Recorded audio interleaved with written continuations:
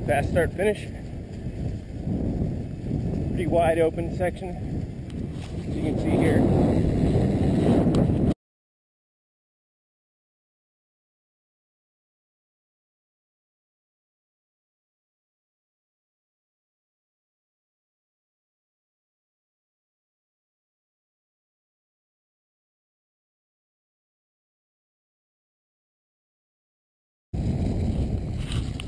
This part looks to be pretty gnarly right here. It's a single track. You've got two options here. You can either dive down this section here, or you can go around. It's a pretty good drop. That's probably 6 or 7 feet of elevation there. By the time it gets rode in, it should be a fairly easy ride looking at some of the dips and dives here.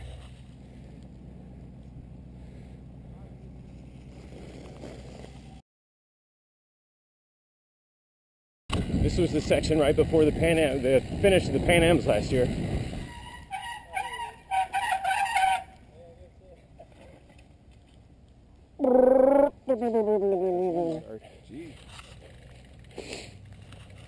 The elites go through this ditch right after this.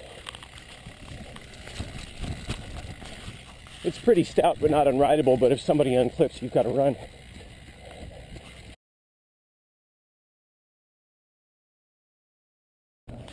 Immediately after this is the sand pit.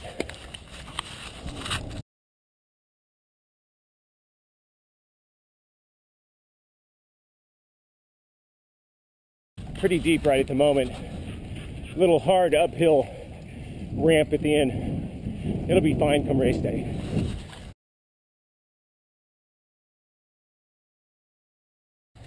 This is the big flyover. Similar to the Pan Ams, immediately into the same sort of right turn as last year.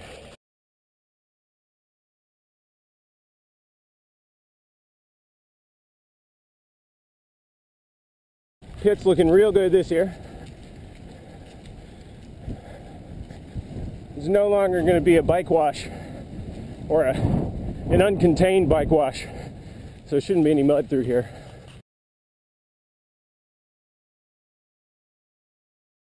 Similar downhill section.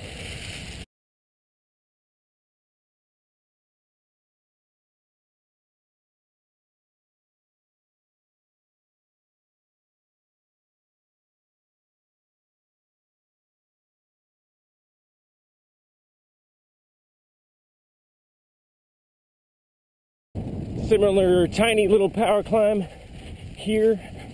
Flowy though.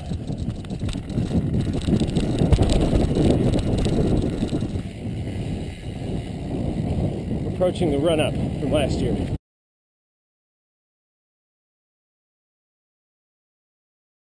Similar. Things are better graded than last year. Things are a little more packed down.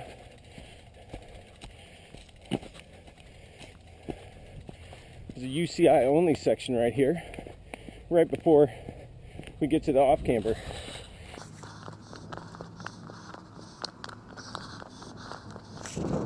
For a lot of age groupers, I'm suspecting that's going to force an off-camber, especially if it rains, or force you off the bike, especially if it rains.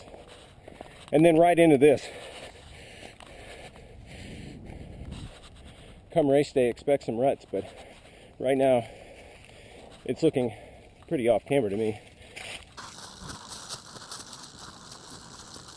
Nothing I can do one-handed anyway.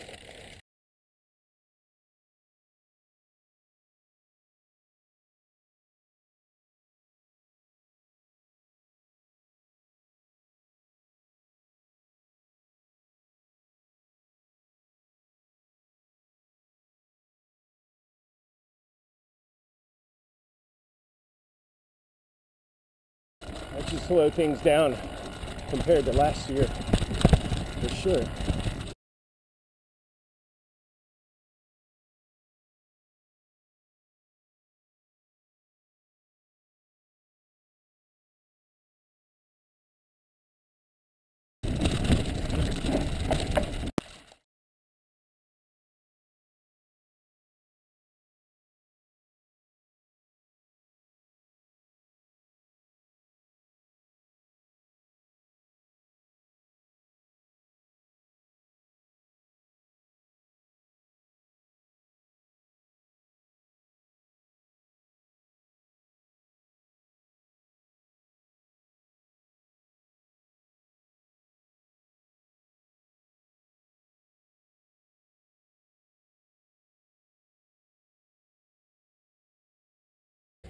This is the quote-unquote leg buster right here.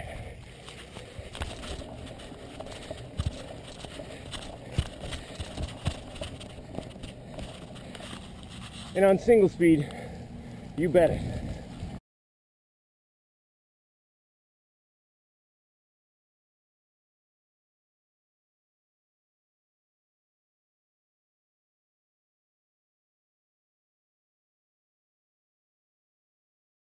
And we're back to the pits.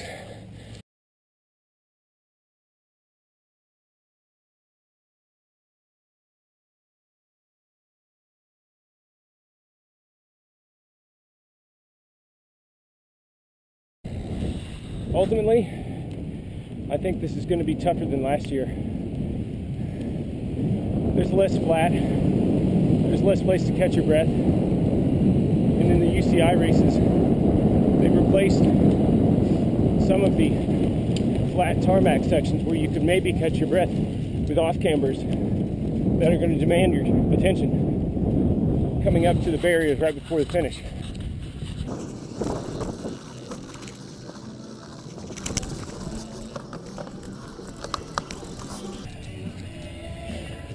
And we're back to the start-finish. The start will be right back there. You can see the traffic lights.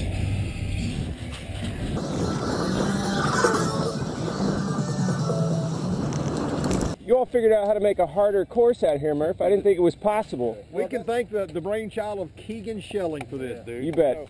This is Keegan Schelling. He's our course builder out here at Nats. Can you? When did you start building courses? First cross race I went to was in 2007 in New Jersey at the USGP, and Bruce let me design a corner that race. Nice. Yeah. And so you went from there, and then you designed the Pan Am course here last year, of course. Yeah. And the CX Nax at Reno last year, correct? Correct. And every CX Nat since 2014. There you go. All right. Well, thank you for coming out and building this course for us. So tell me, when did you decide to take all the flat and easy stuff out of this course? Flat and easy. What little there was. I thought I was making it easier. I'm just kidding. No. No. My name's Andy Murphy. I'm with Louisville Bicycle Club. We've been out here with my buddy Rick Lyons. We've been out here all week. Rick, there is the Rick, building a course. And man, I tell you what, having the support from Metro Parks and the Louisville Sports Commission, it's awesome. 100%. It really is incredible. 100%. Well, we need a water line here. They put a water line here. We need a trench dug here. They dig a trench. We need this moved. It's unbelievable, dude. And to doing a race like this, you got to have support like that. It's awesome. I agree. And thank you, Murph. Yes, sir.